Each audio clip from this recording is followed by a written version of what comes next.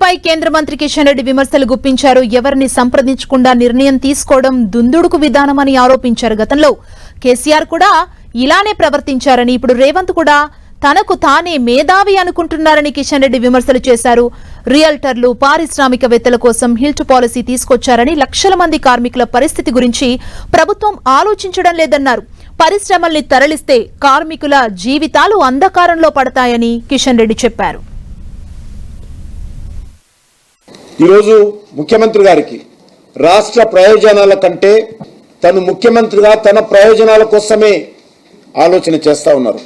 ఈరోజు అనేక మంది పారిశ్రామికవేత్తలకు లబ్ధి చేకూర్చడం కోసం ఈ యొక్క 22 ఇండస్ట్రియల్ ఎస్టేట్లను సుమారు 9,000 ఎకరాల భూమిని ఆ ఇండస్ట్రీస్ను బయటికి పంపించి దానికి కమర్షియల్గా జోన్స్గా మార్చేటువంటి ప్రయత్నం చేయాలని చెప్పి జీవో తీయడం జరిగింది.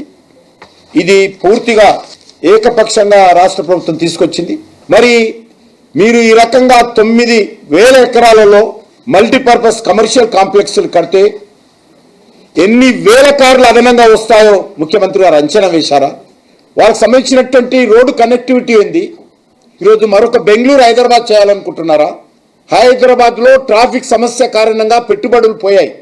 ఇండస్ట్రీస్ అన్ని కూడా వెనకకి వెళ్ళిపోతా ఉన్నాయి బెంగళూరులో. మరి ఈరోజు హైదరాబాద్లో కూడా అదే పరిస్థితి తేవాలనుకుంటున్నారా?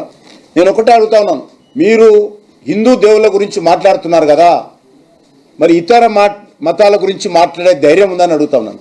కాంగ్రెస్ పార్టీ అవలంబిస్తున్నటువంటి ఓటు బ్యాంక్ పాలిటిక్స్, మీరు ఇంకో మతాన్ని పొగడండి కానీ హిందూ మతాన్ని అవమానం చేయొద్దని చెప్పి సందర్భంగా మనం చేస్తున్నాము. టీఆర్ఎస్ కూడా యాంటీ హిందూ ధోరణి ఏ రకంగా వివరించిందో మనం చూసాం. కాబట్టి ఇప్పటికైనా బేషరతుగా రేవంత్ రెడ్డి నిన్న మాట్లాడినటువంటి మాటల మీద యావత్ హిందూ సమాజానికి క్షమాపణ చెప్పాల్సిందిగా డిమాండ్ చేస్తా ఉన్నాను.